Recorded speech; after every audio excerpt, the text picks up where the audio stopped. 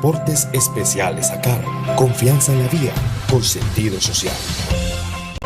ACOGA, generadora de compromiso y confianza, promoviendo la inclusión, la integración, liderazgo y la participación del clúster de la gastronomía, la cultura y el turismo. ACOGA, Asociación Colombiana de Gastronomía. Calzado Rómulo presenta Festival del Calzado. ¿Dónde? En nuestra nueva planta en Acopi Jumbo, calle 12A, 37122. ¿Cuándo? Del 15 al 19 de agosto, a precios de fábrica. Visítanos de 8 de la mañana a 6 de la tarde. Calzado Rómulo, bienestar para tus pies. Aplica condiciones y restricciones. Nueva tecnología de pipe de estación en Colombia. Equipo que permite ponerse de pie a las personas con reducción de movilidad, funcionamiento electrónico, soportes de estabilización, diseño y fabricación a sus necesidades, garantía de mejora de calidad de vida. Contáctanos, tecnología a bajo costo económico. Transformando vidas, reviviendo emociones perdidas.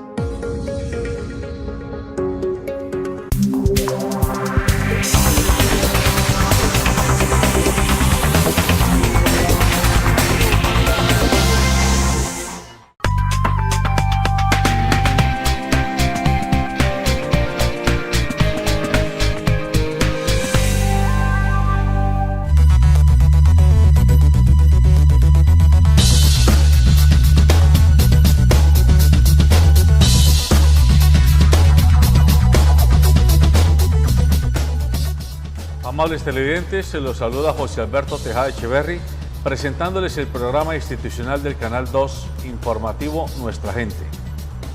Hoy estoy acompañado en el estudio por la abogada Marta Elena Ramírez. Ella es la gerente de Data Inmobiliario en la ciudad de Cali y es experta en temas de vivienda en propiedad horizontal. Ese va a ser el tema que vamos a tocar hoy en esta mañana. Y está también con nosotros Sebastián Acosta Zapata, a quien usted ya conoce, es panelista frecuente de nuestro programa, es sociólogo y politólogo. A los dos los saludo y les digo buenos días. Buenos días, gracias. Buenos días a la mesa de trabajo, buenos días a todos nuestra amable audiencia y esperemos que hoy tengan una mañana muy satisfactoria con nosotros en el panel. Muy bien. Datos de los expertos en el tema de conjuntos residenciales, vivienda en propiedad horizontal, indican que en Colombia hay un poco menos de 100.000 conjuntos residenciales, de los cuales la ciudad capital tiene algo más de 60.000. Un conjunto residencial puede tener una torre de 10 apartamentos o puede tener 50 torres y puede tener desde 40 personas que viven en el conjunto residencial hasta 4.000 personas viviendo en un solo conjunto residencial, dependiendo de la cantidad de apartamentos que estén al interior del conjunto residencial. Esto lo que está indicando es que hoy los colombianos están viviendo el cambio de tendencia de modus habitacional que ya se da en el mundo desarrollado, y es que más o menos la mitad de la población colombiana estaría viviendo en sistemas de conjunto residencial o de vivienda en propiedad horizontal, y se estima que para el 2030, o sea en solo 12 años, entre el 70 y el 75% de la vivienda en Colombia estará asignada por este modo de habitación, que es vivir en apartamentos o en casas en conjunto cerrado, en unidades residenciales que llamamos nosotros aquí en Cali. Ese es un tema muy interesante que no le hemos parado bolas los ciudadanos de a pie, porque como que está en el paisaje, pero eso tiene mucho de largo y mucho de ancho. Así que por eso hoy hemos invitado a la experta Marta Elena Ramírez, que además es autora de una serie de libros de literatura especializada en propiedad horizontal. A ella la llaman de todas partes del país, la llaman los constructores, la llaman la Cámara Colombiana de la Construcción, la llaman de curadurías, la llaman de secretarías municipales, para que dé charlas tanto a los administradores de conjuntos residenciales como a quienes son los dueños y habitantes de los conjuntos residenciales sobre normas de convivencia, sobre reglamentos de propiedad horizontal, sobre cómo se constituyen las cuotas de administración, sobre el manejo de las zonas comunes, sobre el control del ruido y tantos temas que se generan allí. Entonces entremos en materia. Marta Elena, en Cali usted nos decía que hay más o menos 4.000 conjuntos residenciales. Bueno, te voy a aclarar entonces las cifras. Las estadísticas que estamos manejando son de todo tipo de copropiedades.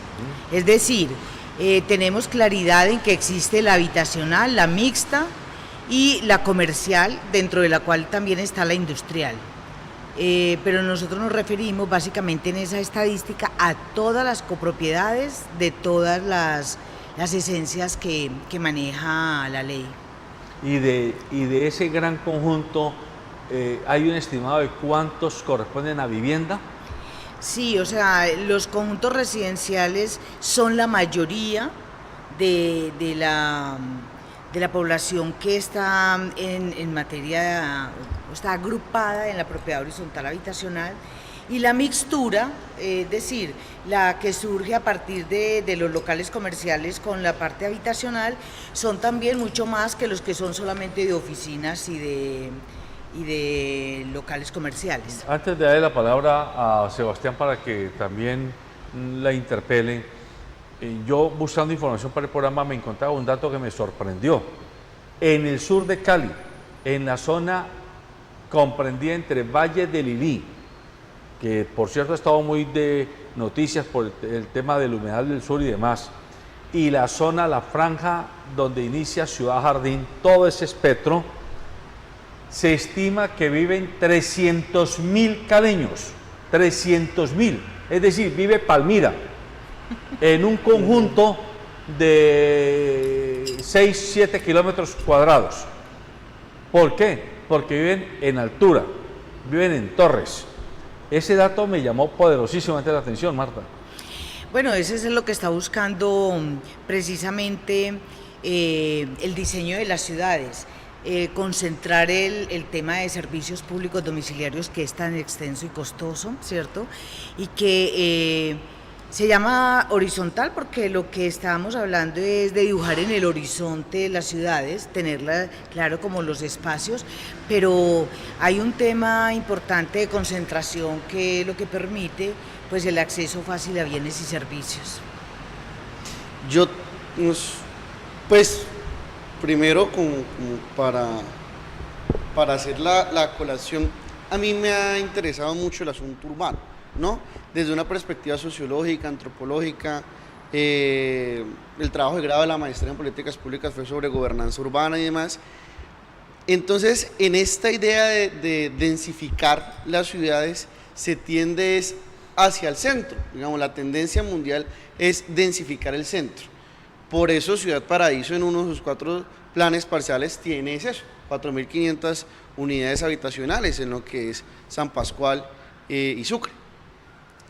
Pero lo que estamos hablando y lo que José Alberto acaba de plantear con relación al Valle del Lili y al sur de Cali es densificar mucho con deficiencias en sistemas urbanos. Tal vez el que uno más nota es el viario, ¿no? Son las vías, las calles. La Panamericana hace muchos años se quedó corta. Ahora hay un nuevo proyecto que es yendo para Puerto Tejada, que es Ciudad Pacífico, y eso va a presionar más la zona. O sea, si bien es importante que se hagan construcciones en altura, que se densifique eso, pero por ahí cerca, digamos, no quedan, aparte de la Valle del Lili como clínica y una que otra universidad y el Centro Comercial Jardín Plaza, no queda otro centro, digamos, que aglutine todos sus servicios. Y eso va, en alguna medida, dicen autores, como Saskia Sacen, son territorios urbanizados, pero no es ciudad, porque Cali también no está creciendo, no se está desarrollando, sino que se está hinchando. Ya, entonces el sur es la principal síntoma de eso, en el que hay trancón todo el día. En poco tiempo creería yo que va a haber desabastecimiento de agua, que eso sí es más complejo y más dramático. Gravísimo. Respecto a eso, digamos, ¿cuál es su percepción del asunto? Que tienes toda la razón, Sebastián. Hay un problema muy delicado en que las obras públicas no están creciendo al ritmo de la demanda de la vivienda, por supuesto. Ese es un problema gravísimo que inclusive está mucho más acusado más hacia el sur. O sea, nuestro municipio aledaño, que es Jamundí, donde los problemas son muchísimo más graves. Entonces, tienes razón cuando dices, se está hinchando la ciudad, estamos haciendo núcleos de personas que no tienen una organización como datan, digamos, las teorías en materia de desarrollo urbanístico. Es que las ciudades están diseñadas y repensadas desde los griegos. Cuando tú entiendes cómo es el concepto de ciudad, entiendes que nosotros nunca hemos tenido un régimen urbanístico claro, no obedecemos a ninguna de las reglas mundiales de desarrollo de ciudades. Las ciudades deberían tener los núcleos y accesos a vías y servicios, pero no los tenemos, y desafortunadamente nuestra planificación es mala. Desafortunadamente se ve solamente de pronto el acceso a vías, que pase el transporte público, pero todo ese sistema aún sigue siendo muy deficiente, y es un tema de orden público que debe ser trabajado. Y antes de empezar nuestro programa tú hablabas de una cosa muy importante, y es que el problema grave de este formato de vivienda que llegó para quedarse y que es el formato de vivienda del siglo XXI, y el que no se encierra lo van a encerrar. O sea, las comunidades van a trabajar distinto porque las ciudades se van a diseñar diferente, como en el siglo XII, cuando eran los feudos. Lo que pasa es que estos son sofisticados, entonces va a aparecer una concentración, pero también al mismo tiempo un aislamiento, precisamente por lo que hablábamos ahora. El espacio público es cada vez más pobre, se ha limitado simplemente a calles de tránsito, y ni siquiera es tránsito peatonal, es tránsito vehicular, lo que aísla absolutamente las comunidades, y eso se vuelve peligroso. El tema de los conjuntos residenciales, hablemos un poco de la cultura cotidiana que generan o en la que se inscriben los conjuntos residenciales.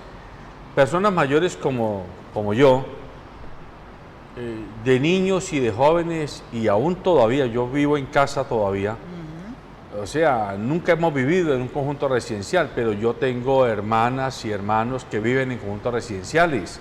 Mi madre vive en un conjunto residencial. Es decir, pero viven de manera tardía. Mi madre comenzó a vivir en un conjunto residencial cuando después de los 50 años, digámoslo, de edad. O sea que toda su niñez y juventud y primera y adulta joven, ella vivía como el común de los colombianos vivíamos en la ciudad, en casas. Pero se pensaba al principio que los conjuntos residenciales eran para las parejas jóvenes que recién se casaban, o para las personas mayores que se quedaban solas y que ya no había quien cuidarlas, que no se querían quedar en esas casas tan grandes, ¿sí? Y pare de contar, pero hoy día eso ya ha ido cambiando, ya no es solo para las parejas jóvenes o solo para los adultos mayores, es para cualquier familia, y se volvió como parte de la cultura ambiente. Entonces, en ese sentido, yo quiero pedirle a usted, Marta, que nos explique, porque, por ejemplo, a mí me pasa que a veces llegaba a la casa de mi madre a visitarla y me dice: mijo, me llamaron la atención de administración. ¿Por qué? Porque es que se me dañó no sé qué cosa en el lavaplatos, y yo traje un señor y estaba golpeando a las 12:30, 1 de la tarde, y me llamaron que ese era horario de descanso, que no podía hacer bulla porque estaba alterando la tranquilidad de los vecinos. Y mi reacción en ese momento es decirle: carajo, yo sí no me voy a aguantar esto, yo sigo viviendo en mi casa. Ayúdenos a entender ese tema de convivencia, que creo que es lo más lo más grave de todo. Bueno, en lo dicho, lo repito en todos los espacios donde tengo la oportunidad de hablar, y es que la gente tiene que ser consciente que en propiedad horizontal los derechos son pequeños, las obligaciones son mucho más grandes y más acuciosas, y la responsabilidad es ilimitada. A ver, repita, Por eso, derechos pequeños. Es decir, mientras los derechos son así, las obligaciones son así, las responsabilidades son así. Eso es importante definirlo, porque en el resto de todas las acciones de su vida usted pide que le reconozcan un derecho para ir a cumplir con su obligación. En materia de propiedad horizontal no, usted primero cumple con su obligación para tener un derecho. ¿Por qué sucede eso así? Porque en materia de propiedad horizontal todo lo que hace uno impacta negativa o positivamente la comunidad donde uno está, de tal suerte que quien no paga impacta la vida económica de la copropiedad, y quien es mal vecino, el ruidoso, el que pone la lavadora a las 4 de la mañana o a las 11 de la noche, teniendo pues en cuenta las calidades constructivas que cada vez son menos aislantes. Entonces la gente sabe qué está pasando día y noche en la casa del vecino, y se pierde muchísima intimidad. Entonces, es muy importante entender que con ese modus vivendi y con esas calidades constructivas, el ser humano cada vez tiene más roces porque tiene menos intimidad, y eso se vuelve muy complicado en el paso del tiempo. Y la forma como se impacta a las comunidades es realmente desastrosa. O sea, alguien que taconea a las 5 de la mañana puede despertar a 3 pisos para abajo de la torre. Entonces se vuelve muy complicado, y eso es causa de confrontación. La gente siempre habla de los límites, del excesivo límite que se pone. Yo pues siempre le digo a la comunidad, si con límites tan claros existe tanta confrontación, yo no me imagino cómo sería la vida sin tener esos límites, porque pues se abusa muchísimo también del resto de la comunidad. Cuando hay mal vecino es una pesadilla, porque tú compras con la ilusión de ir a tu casa, de tener tu vivienda maravillosa, de poder tener seguridad, compras por una serie de cosas que podrían beneficiar tu vida, pero resulta que el vecino de al lado o el de encima no te deja vivir en paz. Entonces esto se vuelve difícil. Por eso es que los límites son muy claros. La propiedad horizontal está diseñada para que las personas tengan un régimen de convivencia que permita una buena vecindad. Si no se mejora la vecindad, tenemos problemas con todo el resto de la gente de la comunidad. Entonces, todo esto se traduce en confrontaciones que generan sanciones, y cuando le tocan el bolsillo a la gente, pues la gente se molesta. Entonces, digamos que es como la pescadilla que se muerde la cola. Uno no sabe dónde empieza y dónde termina una cosa, pero todo eso tiene un nivel de impacto gigantesco en las personas. Pues digamos, yo toda la vida he vivido en casa, ya en una casa grande, en un barrio tradicional de la ciudad, pero un familiar muy cercano ha vivido toda la vida en apartamento. Y resulta que hay todos estos problemas de convivencia que usted está diciendo. Entonces ya no solamente es con los vecinos, sino también con el jardinero, sino también con el personal de servicios varios, sino también con la administración, con los porteros y demás. O sea, allí hay un micro ecosistema social, por decirlo así, ¿ya? De alguna u otra forma, y yo escucho a mucha gente que se cambia de apartamentos, que es como la forma predilecta de la propiedad horizontal, hacia casas, o incluso apartamentos más grandes y de menos gente, de la unidad residencial. ¿Cuál piensa usted, o qué percepción tiene usted de que la gente busque, porque así obviamente como hay una migración de la unidad a la casa, también hay una migración de las casas a las unidades? ¿Puede creer que la percepción de que cada vez más la gente va buscando unidades residenciales para vivir? Aparte, obviamente, del boom inmobiliario y de todo lo que tiene que ver las constructoras. Ok, yo pienso que el elemento sociológico más determinante es el tema de la seguridad. Y la gente va buscando erradamente, pensando que los niños que ellos van a vivir en las copropiedades porque los niños pueden transitar y correr todo el día, que pueden estar todo el día en la piscina y que pueden estar todo el tiempo en los juegos, por ejemplo, y que papás muy digamos fuera de onda, dejan los niños a las 7 de la mañana solos en vacaciones y se los dejan a los porteros con una cajita de almuerzo, con una porción de almuerzo, que el niño coma algo mientras vuelven por los papás por la tarde. Y debo decirles francamente que eso no se puede hacer. Claro. Primero, las unidades residenciales no son espacio... no son guarderías. No, es que ni son guarderías, ni los de la seguridad tienen por qué cuidar los niñitos. Es más, el tema de la seguridad tan grave que existe frente a que se le despiporre a unos muchachitos, se le mate en la piscina o algo.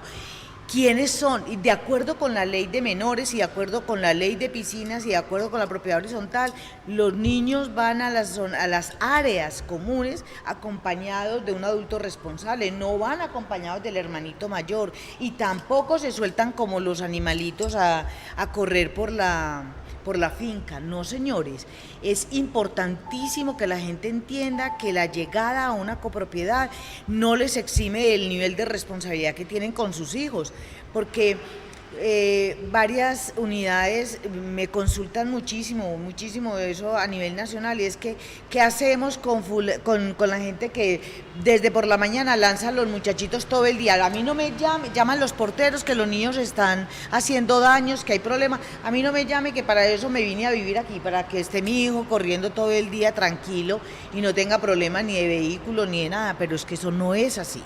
Y ese es un problema muy delicado que genera enormes confrontaciones y que cuando se define que el muchachito ha hecho un daño y se le cobra el daño al papá, vienen todas las debacles. Bueno, pero al final del día, ¿cómo se resuelven ese tipo de conflictos? Por ejemplo, yo me acuerdo que, no sé si fue el año pasado o antepasado, que alguien en Bogotá le reclamó o en Barranquilla, a un tipo porque estaba haciendo bulla, pues, música Manotas, y trago. el caso de Manotas. Y el tipo lo que respondió es tirándola por el vacío y la mató. Y entonces, sí, como ese ya es un caso evidente, pues, de que hubo asesinato, pues ese lo llevan para la cárcel. Pero si, por ejemplo, el hijo de una persona hace un daño grave en una zona común o en un apartamento de un vecino, o si por causa del mal comportamiento, por ejemplo, un vecino que sea sucio y que no tenga problema en tirar la basura en el pasillo o dejar malos olores en el ambiente, pero es propietario, ¿qué se le puede hacer? Porque es que al final de cuentas el que sufre es el que queda allí. Tienes toda la razón, es más, lo que le cura realmente el problema a la gente es tocarle el bolsillo. Pero hay forma efectiva de tocar el bolsillo y que no pueda evadirlo. Por supuesto. Y además el artículo 59 de la ley 675 es impresionantemente complejo de manejar, porque quiere decir que si usted paga 500.000 pesos de cuota de administración y usted es sancionado por el artículo 59, le llega 1 millón de pesos adicional a los 500 que tiene que pagar, porque les llega 2 veces hasta que usted cumpla y se ponga al día, que ese total no puede exceder 10 veces el valor de la cuota del año. ¿Y si se niega a pagarlo, qué pasa? Muy fácil, se le embarga el apartamento, se le embargan los bienes. Se le puede embargar. Claro. Además, el artículo 29 dice, si además es el arrendatario, al arrendatario también se le pueden quitar los bienes, porque por el artículo 29 existe solidaridad absoluta y total entre el poseedor o tenedor a cualquier título y el propietario. Entonces, a ver, con Avenida de Sebastián, yo soy dueño de un apartamento en un conjunto residencial. Ajá. Y se lo alquilé a Sebastián. Sí. Y Sebastián se va y hace fiestas y cosas allá y entonces lo multan. Y él se niega a pagar, porque no, ¿yo por qué voy a pagar si ese apartamento no es mío? Eso hay que pagar, lo tiene que pagar el dueño. Al final, él es el que vive allá, pero me pueden embargar a mí, sí, que no vivo allá y que soy el dueño. Sí, señor. ¿Cuál es el procedimiento? ¿Qué es lo que hace el debido proceso? El debido proceso genera una serie de pasos importantes para que eso se surta en las condiciones de las que requiere la ley. Inmediatamente Sebastián ha cometido la falta, a él se le notifica con copia al propietario, Ya. para que el propietario se ponga las pilas a hacer pagar al arrendatario. Es una causal para dar por terminado el contrato de arrendamiento. Lo dice clarísimamente la ley 820. Y también, que es la ley de los arrendatarios, ¿no? Y también habla de un tema muy importante, y es que el incumplimiento del reglamento o el estatuto de la copropiedad genera unas sanciones específicas que normalmente están estipuladas desde el artículo 58 hasta el 62, que es todo el régimen sancionatorio de la ley 675. Y recordemos que como esto es un sistema, es un régimen completo, pues hay una serie de subsistemas que giran alrededor de ello, entonces por eso hay normas anexas, conexas, complementarias y suplementarias al régimen de la propiedad horizontal, es decir, a la ley 675.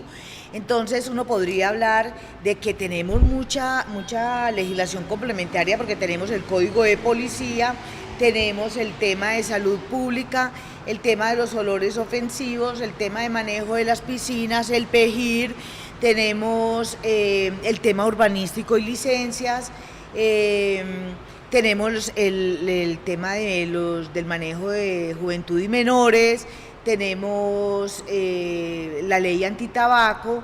Es decir, es un conglomerado de normas que están alrededor, que tienen que propiciar el mejoramiento de la calidad de vida de la comunidad, porque ese es uno de los ejercicios fundamentales del objeto social que tiene esta ley. Referente, digamos, a la seguridad, que todas las investigaciones y todas las hipótesis apuntan hacia allá, ¿no? Y pues eso también genera un juego que desdibuja la ciudad, que desvirtúa la ciudad, ¿no? Porque, digamos, la ciudad no solamente es donde la gente vive, sino donde se hace la vida social, donde se hace la vida política, donde se hace la vida económica.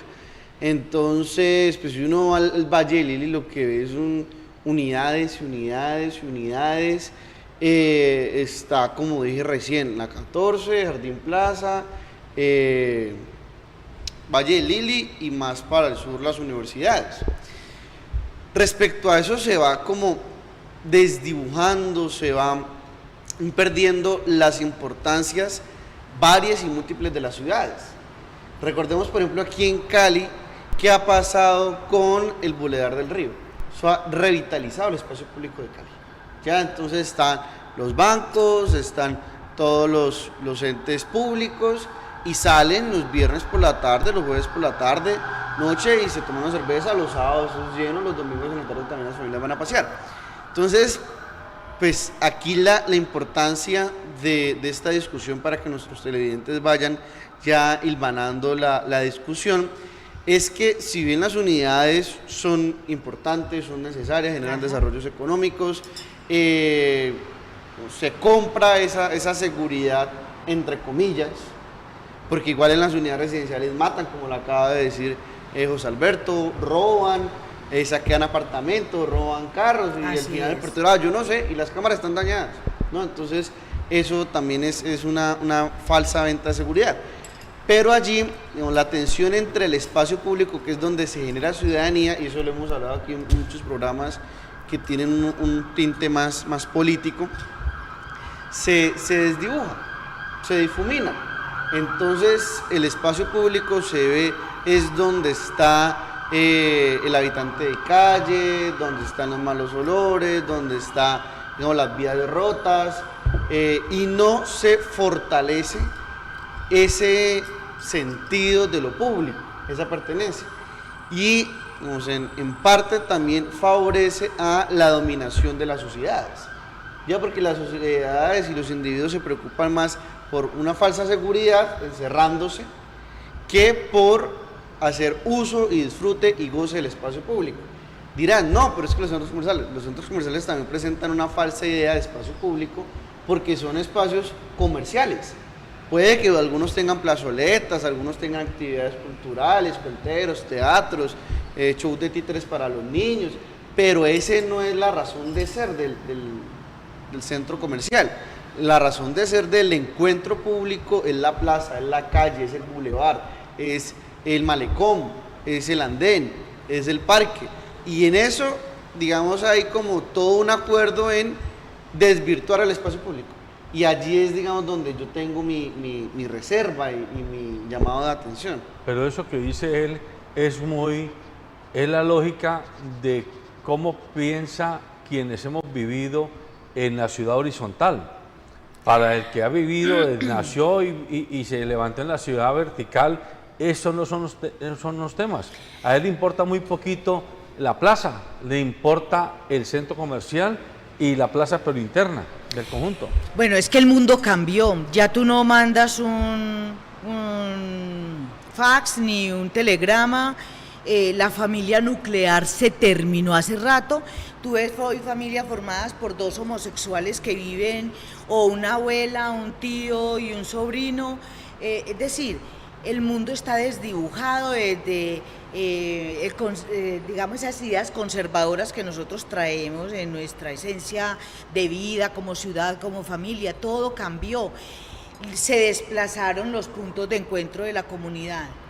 Y la tecnología de pronto ha aislado o ha cambiado el sentido, porque la gente está toda sentada y se comunican a través de un sistema.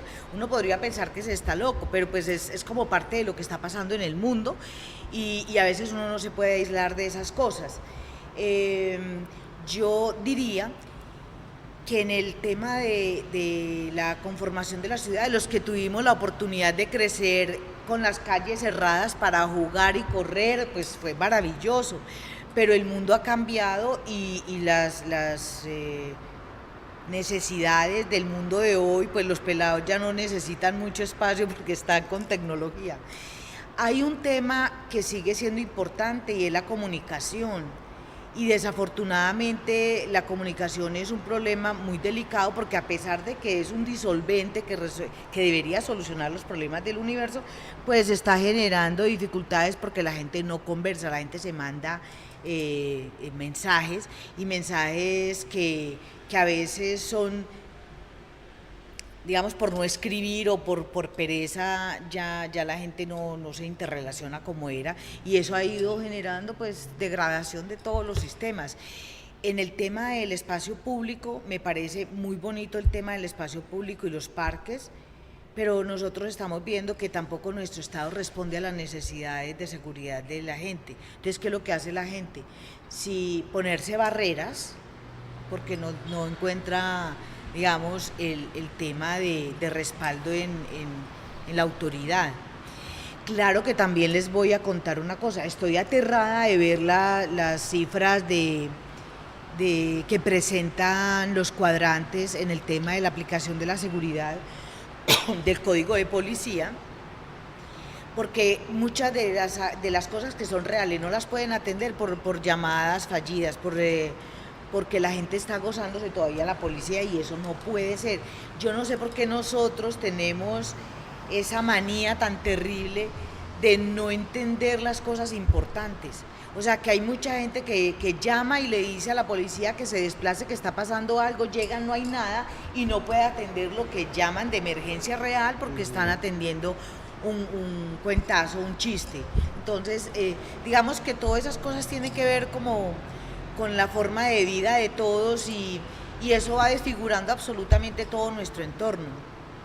Yo quiero aprovechar la presencia de Marta para hacerle algunas preguntas puntuales para nuestros televidentes e internautas. La primera, el valor de la tierra convertida en unidad habitacional varía mucho de una ciudad a otra. Se supone que Cali es de las ciudades capitales de Colombia más baratas en el valor del metro cuadrado construido. Un apartamento de 100 metros cuadrados en Cali, en un estrato 4, por ejemplo, podría estar costando, no sé, 300 millones o 400, y ese mismo apartamento en Medellín puede valer el doble y en Bogotá puede valer 3 veces. Explíquenos, ¿eso por qué se da? Por el acceso a bienes y servicios, por los terminados, por la ubicación y porque también ponen de moda los sitios. Esa especulación. Hay mucha urbanística. parte de especulación urbanística en eso. Pero es definitivo. En cualquier parte de la ciudad, si yo vivo en el Poblado en Cali y me voy a la Comuna 13 de Medellín para hacer equivalencias, en Medellín vale 2 veces más ese pedacito de tierra que la que vale aquí en el Poblado. O sea, no es solamente un problema de ubicación por acceso a servicios. No, hay temas de orden técnico porque tampoco puede ser especulativo solamente, porque no habría que sostener, o sea, no se sostendría con nada el tema, pero sí mucha parte es lo que tú logras vender. Hay gente que es capaz de vender un hueco y hay gente que tiene rosa. Y hay gente que tiene muchísimas cosas y no es capaz de hacer nada con eso. Entonces, digamos que eso tiene que ver mucho con la capacidad, con mostrar, con contarle a la gente qué es lo que quiere. Y es un tema muy especulativo, generalmente es muy especulativo. Bueno. Es que ahí entra la dinámica de mercado, ¿no? Entonces, pues lo que muchos han denominado la ciudad neoliberal, que se suscribe en acabar todos los valores republicanos. Es decir, acabar el espacio público, acabar la plaza, ensuciar lo público, digamos, no darle publicidad a lo público. ¿Para qué? Para que todo eso se facilite. Entonces, son mecanismos y son dispositivos de, no quiero usar el término, pero es el más apropiado, de dominación. Ya, porque una persona que no se entera a lo público, no le importa lo público, está toda hora, digamos, hiperconectada, bombardeada de información más no de conocimiento, pues no se inmuta por lo público, no hace lo que estamos haciendo acá en estos momentos, ni la razón de ser del programa. Entonces entra en esta dinámica de ciudad neoliberal en la que se recurre a un mercado inmobiliario desde la especulación.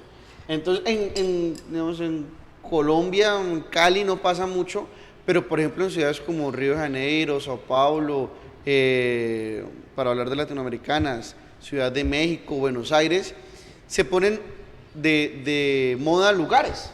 Entonces que el distrito artístico, entonces van todos los grandes artistas de la ciudad y a partir de allí se suben los precios de las viviendas, del terreno y demás.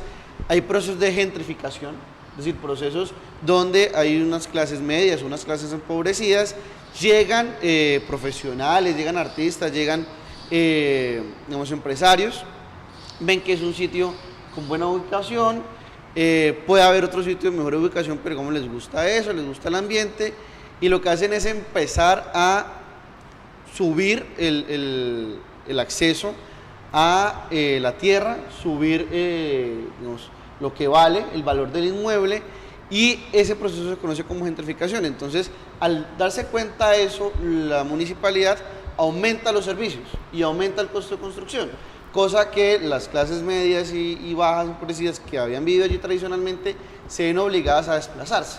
Ese es un proceso de gentrificación y eso es, digamos, la dinámica del mercado de especulación urbanística. Y a los 5 años ponen moda a otro sitio, entonces van a otro sitio y así sucesivamente por la misma dinámica del mercado y de querer, digamos, comprar y estar siempre en la moda. Además, el tema de la estratificación también ha ayudado mucho en eso. Clasificar a las personas porque cuando las clasifican por cultura no tienen ningún problema, pero cuando las clasifican por dinero tienen muchos problemas y nuestra comunidad está absolutamente... Ahí está el famoso caso de Petro en la alcaldía de Petro, que él estaba ofreciendo que a víctimas del conflicto meterlas allá en la zona de la 90 con 13 más o menos, que eso es zona, ¿cómo se llama? Rosa de Bogotá, complicadísimo. Exactamente, entonces, porque tenemos varios conflictos ahí. Primero, no sabemos vivir, no somos buenos vecinos y no sabemos vivir con los vecinos.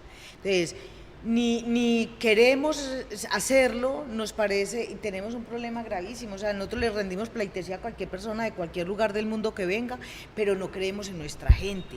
Tenemos un problema delicado en ese sentido. El otro es que creemos en lo demás, admiramos a todo el mundo menos lo que forma parte de nuestra idiosincrasia. No respetamos a la gente. Confundimos la amabilidad con la patanería a veces. no tenemos como ese tipo de límites. Y socialmente pues eso hace muchísima mella. Entonces es importante entender que cuando yo no reconozco en el otro que es una persona, ya todo lo demás está perdido. Yo quiero pedirle a usted que nos aclare, usted que es estudiosa de este tema, el origen y la evolución de la vivienda en propiedad horizontal, ¿cómo es que se ha dado? Porque si uno compara a Estados Unidos con Europa, por ejemplo, en Europa la gente vive verticalmente, pero allá no hay conjuntos residenciales, o por lo menos muy pocos. Allá lo que hay es unos edificios muy bonitas en sus fachadas, muchos, pero por dentro son terribles, ¿sí? Oscuros, malolientes, envejecidos, con falta de mantenimiento, estrechísimos. Un apartamento en París, que es la ciudad luz, muy lindo a la fachada del edificio. Métase, y encuentra casi que unas ratoneras. Lo digo claramente porque los conozco y pagan carísimo, y muchos sin baño, con baños compartidos en los pisos. Eso mismo pasa en Bruselas, pasa en Barcelona, pasa en Madrid, pasa en Roma. Es decir, son ciudades muy verticales, pero donde allá como que se dio por descontado de que no haya niños, entonces allá no hay parques por dentro en el conjunto residencial, allá no hay conjunto residencial, no hay edificios. Edificios de hasta 10 y 12 pisos con ascensores, pero allá no hay un solo espacio común para ir a... No, usted llegó, se subió al ascensor o a la grada y métase a su cubículo y punto. En Estados Unidos uno encuentra lo contrario, encuentra suburbios, encuentra la gente viviendo a las afueras, porque hay muchas autopistas, porque hay muchos carros, porque así vive la gente en Estados Unidos, y yo diría que son como dos modos de vivienda muy distinta. Y aquí hay como un híbrido. Explíquenos. Bueno, desde el punto de vista sociológico, el que tiene aquí la palabra es Sebastián, pero hay un tema, ese mismo fenómeno de crecimiento vertical y de forma de vivienda vertical, son copropiedades. Lo que pasa es que, digamos que genéricamente el texto de copropiedades, donde hay una función social diferente de la propiedad, porque coexisten al mismo tiempo bienes comunes y bienes privados, y donde cualquiera de las modalidades donde existan esos dos tipos de bienes, pues siempre será una copropiedad. Entonces, independientemente de que no sean condominios o que no sean parcelaciones, pues que eso es otro diseño de ciudad, sí existe la copropiedad en esos países, ¿cierto? Los edificios son una forma de propiedad horizontal. Y en el diseño, yo diría que eso está como muy en el gusto y en el diseño que se ha planificado en cada uno de los países. No podría darte, porque la verdad es que no he pensado jamás en eso, en la forma tan diferente. Yo lo que tengo claro es que Europa está marcada por 2 guerras mundiales, por unos problemas muy serios de falta de agua y por la misma idiosincrasia de ellos. Ahí sí me tendrías que dar la manito, Sebastián, porque tú eres el... Está marcado por la dinámica de seguridad, lastimosamente. El boom de las unidades residenciales es de toda América Latina.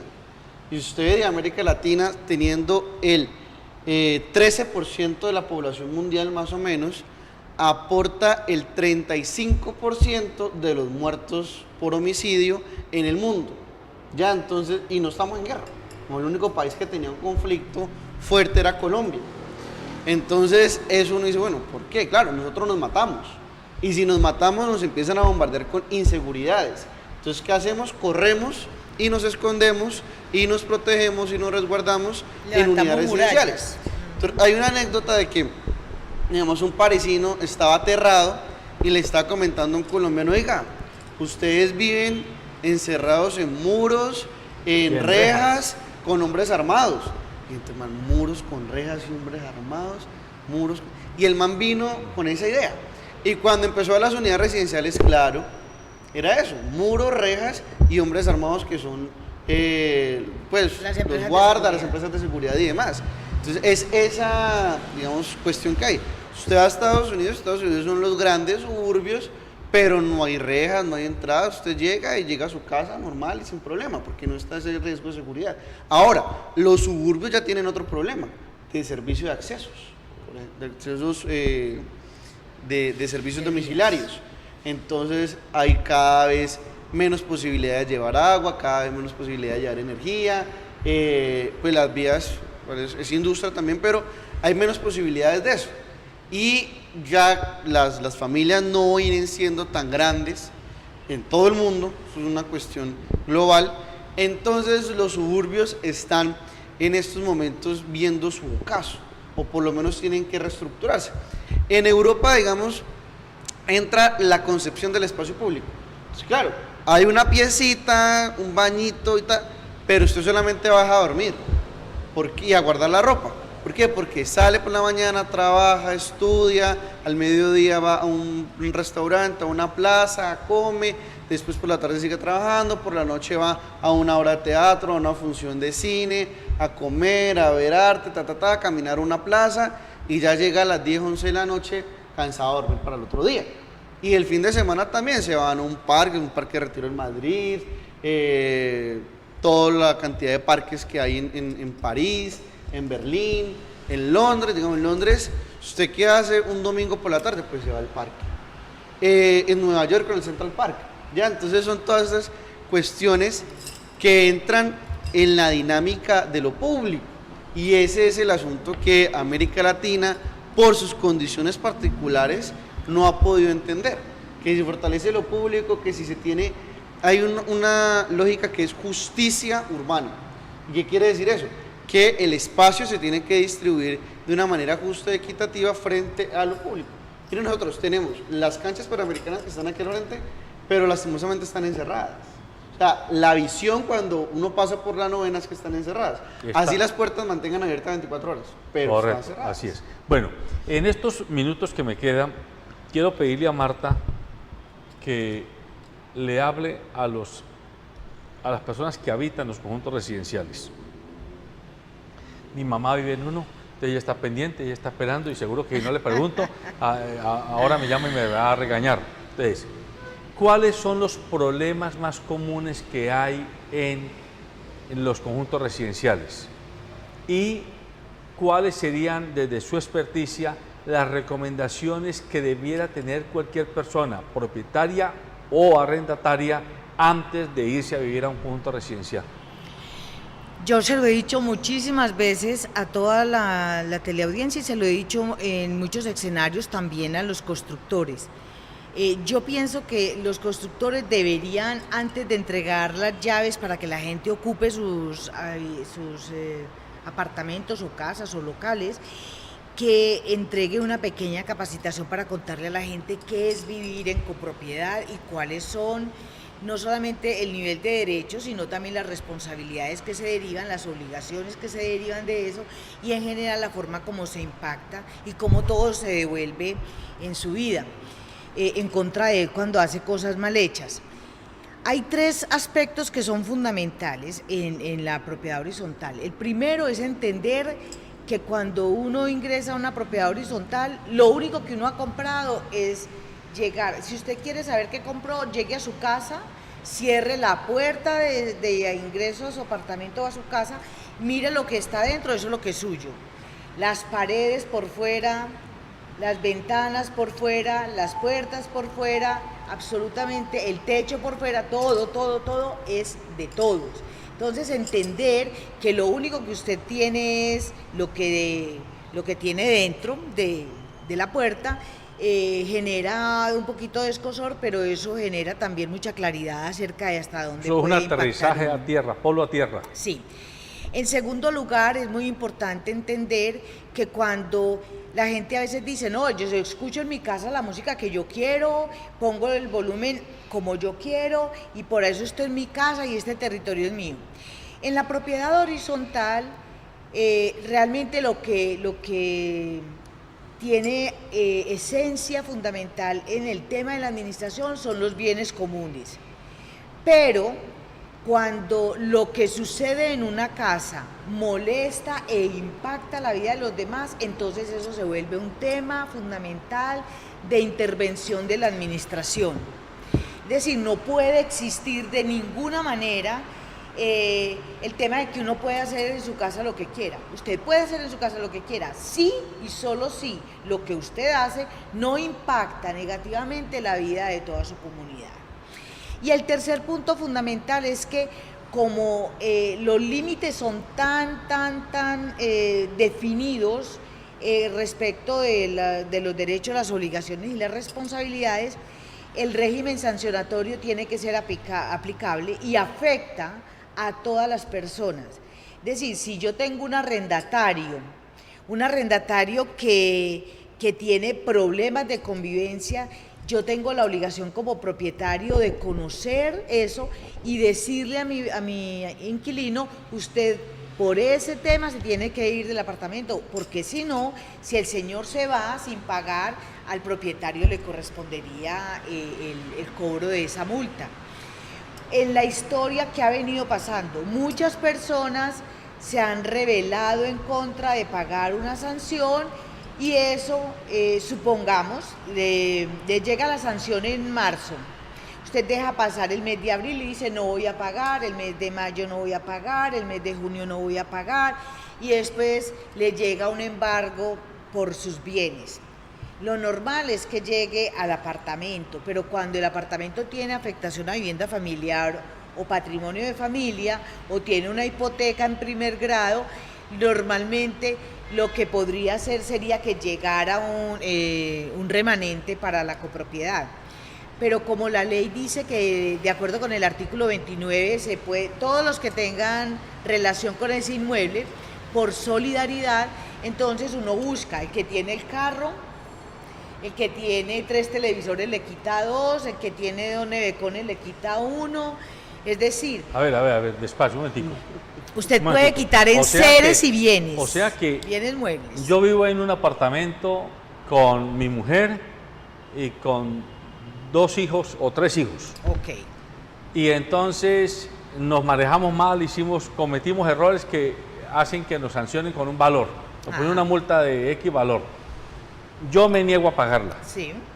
Entonces vienen a averiguar si me pueden embargar y no me pueden embargar por alguna razón el inmueble, quiero decir. Pero entonces sucede que un hijo mío tiene un carro, el otro es dueño de un negocio de no sé qué cosa y el otro tiene un buen puesto y se gana una platica. ¿A ellos les pueden perseguir el carrito o el local o el sueldo? Si viven en la casa, sí. Oiga, eso está muy grave. Pilas, explíquenos bien eso porque ese punto... Sí, señor, el artículo 29 de la ley C75 dice que existe solidaridad entre los tenedores a cualquier título por la deuda. Y dice que hay solidaridad entre el antiguo y el nuevo propietario. Es decir, si usted compra un apartamento y debe cuotas de administración y no se percató de que estuviera al día, porque hay mucha gente que lleva documentos falsos a las notarías. O sea, usted tiene que conocer realmente desde la fuente qué es lo que está comprando. Entonces, si compra mal, pues le toca pagar, y así lo dice la ley en su artículo 29. Suponte que tú que vives en propiedad horizontal y que, como lo decías ahora, ya tienes un apartamento muy grande para vivir con tu esposa y tienen la posibilidad de alquilar 2 cuartos a 2 estudiantes o a 2 profesionales, y resulta que los señores te pagan a tiempo, pero a ti se te olvida, sufres de Alzheimer y se te olvida pagar la cuota de administración.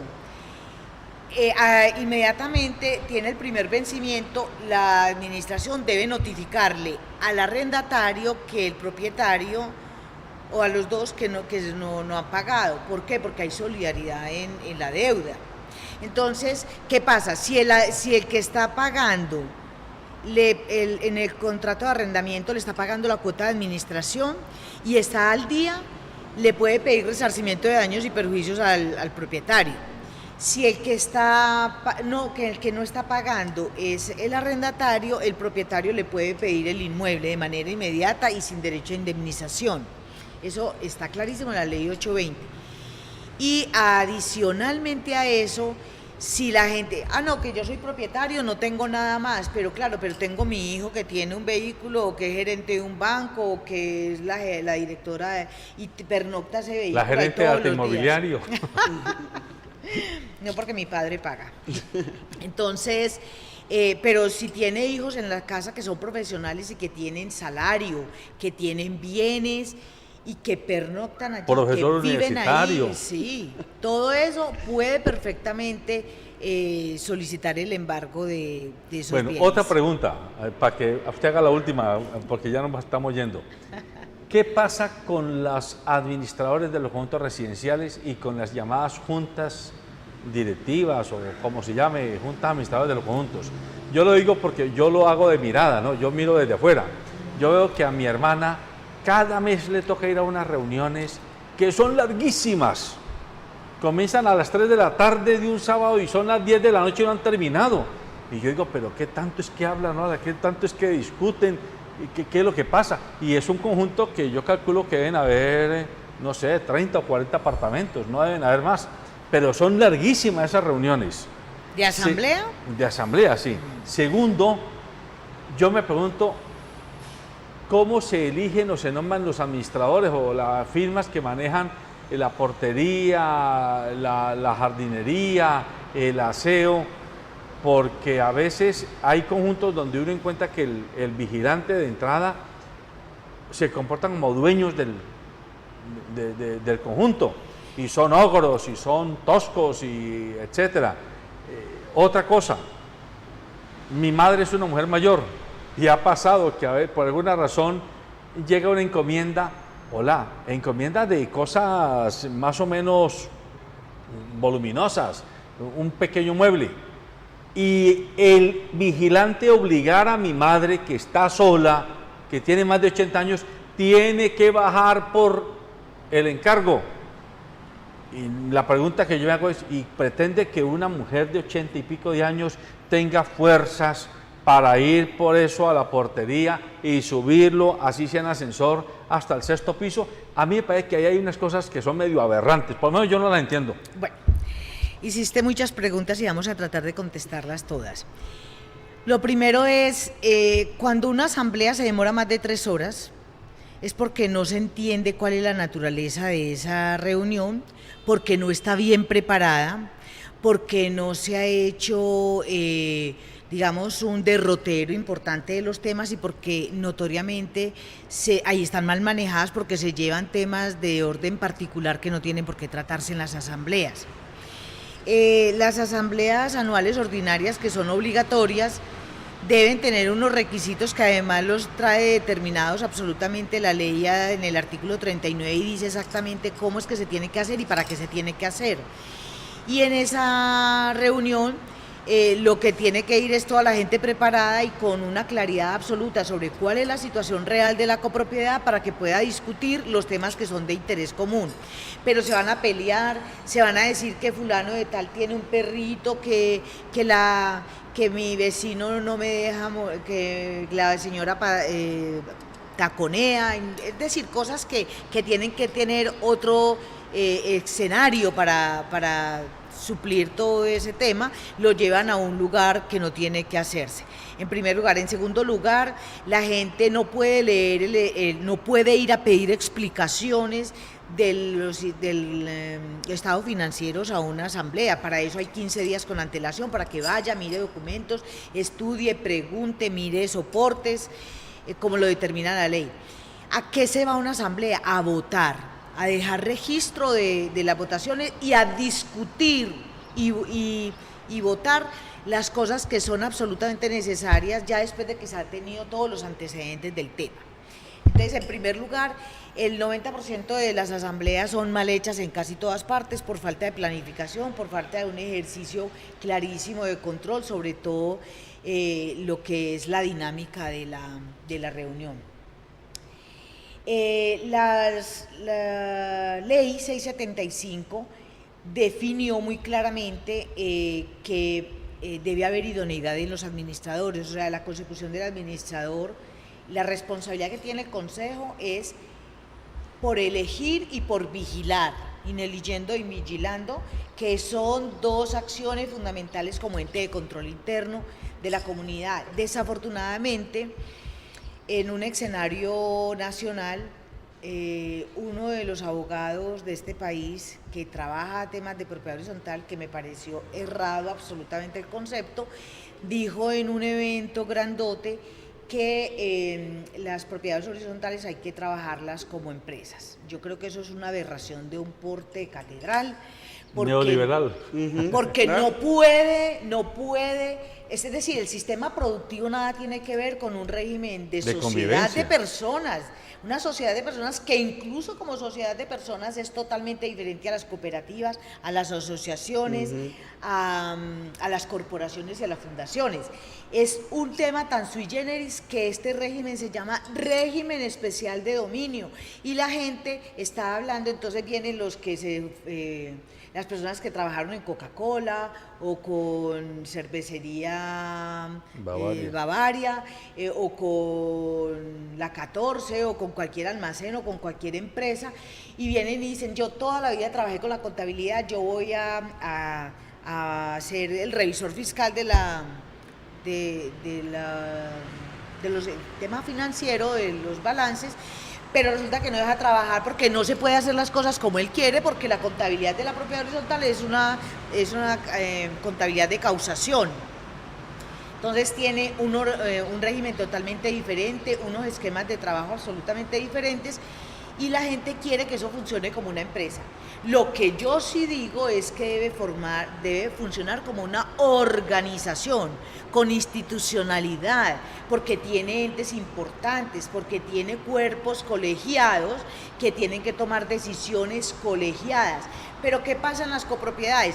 El que hace de presidente es el que manda en la propiedad horizontal, entonces el presidente es el que pone, quita, trata al administrador como si fuera el mensajero, él es el que se mete en todo cuando eso no dice la ley. Entonces, para eso tiene cada uno descritas sus funciones. El artículo 37 tiene todas las funciones el 38, perdón. El artículo 38 tiene todas las facultades y las funciones de la Asamblea. El artículo 51 tiene todas las facultades y las funciones del administrador y el artículo 55 las del Consejo de Administración. Una breve referencia a los vigilantes y al manejo de los encomiendas. Bien, eso es del resorte absolutamente del Consejo de Administración con el administrador, porque deben ayudarse mutuamente a que eso sea bien elegido, que tenga, digamos, los requisitos fundamentales. ¿Por qué? Porque el administrador tiene que delegar funciones porque él no puede amanecer 24 horas con un palito, con una arma en una portería. Tiene familia, tiene todo eso, hay unas funciones que puede delegar. Pero en otro programa me invitas para que hablemos de la función de administración delegada, eso es un desastre absoluto. Porque no tienen perfiles y todo eso, entonces desfiguran, los consejos que coadministran desfiguran la función del administrador. Los administradores que obedecen ciegamente sin tener en cuenta el mandato de la Asamblea y sin el conocimiento claro de cuáles son sus facultades y sus funciones, también generan choques y problemas graves. ¿Que se traducen en qué? En cosas como la que le está pasando a tu madre. El sentido común nos falta, desafortunadamente es una cosa loca. Si bien es cierto que las encomiendas deben llegar hasta la portería y que el traslado no es obligatorio, todos los administradores y toda la gente que tiene rondero, todo eso, podría, no es que tenga obligación porque eso no les corresponde a ellos, pero podría tener, digamos, una buena actuación con una persona que tiene cierto nivel de discapacidad por el peso y por ese tipo de cosas. Ahora, si no se va a hacer, tener claro, no se preocupe que nosotros se lo tenemos aquí mientras viene su hijo o un nieto o alguien que le pueda ayudar a suplir, o la muchacha del servicio que puede bajar por ella o algo así. Que ese es un problema grave, cuando las personas están solas o con una persona enferma, no dejar entrar un medicamento, que porque está prohibido el ingreso de domicilios. Una cosa es decirle a una persona de 18, 20, 22 años con plena capacidad física para movilizarse y para hacer todo eso, que deje ser perezoso y vaya hasta la portería, que no es lo mismo una persona adulta que tenga otro adulto o un niño o una persona en condición de discapacidad que tiene que atender y que no puede dejar solo. Lamentablemente el tiempo se acabó, ya no podemos prolongar más, es interesantísimo este tema. Más de 1.400.000 caleños viven hoy en conjuntos residenciales y Cali está cercana a los 3 millones de habitantes, es decir, el 40% de la población que vive en Cali vive en conjuntos cerrados, desde estratos 1 hasta estratos 88, y hay 1001 situación que resolver. Es un tema muy interesante. La abogada Marta Elena Ramírez es experta, ella es la gerente de Data Inmobiliario, ella es conferencista, a ella la podemos llamar, tiene un programa aquí en el canal. ¿Cómo es que se llama? Colombia Horizontal Viviendo Vertical. Colombia Horizontal Viviendo Vertical. Que se emite jueves y viernes a las 9 de la mañana. Se emite los jueves y los viernes, o sea, hoy a las 9 de la mañana. Ella lo que hace es en pequeñas cápsulas ir resolviendo dudas, inquietudes sobre todos estos detalles cotidianos de la vida en convivencia, en copropiedad, en conjuntos residenciales. Buenos días.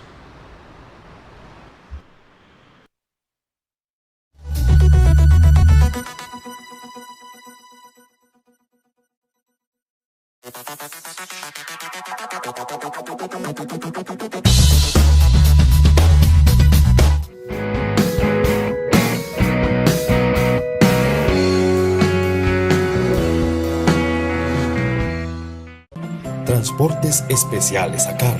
Confianza en la vía con sentido social. ACOGA, generadora de compromiso y confianza, promoviendo la inclusión, la integración, liderazgo y la participación del clúster de la gastronomía, la cultura y el turismo. ACOGA, Asociación Colombiana de Gastronomía.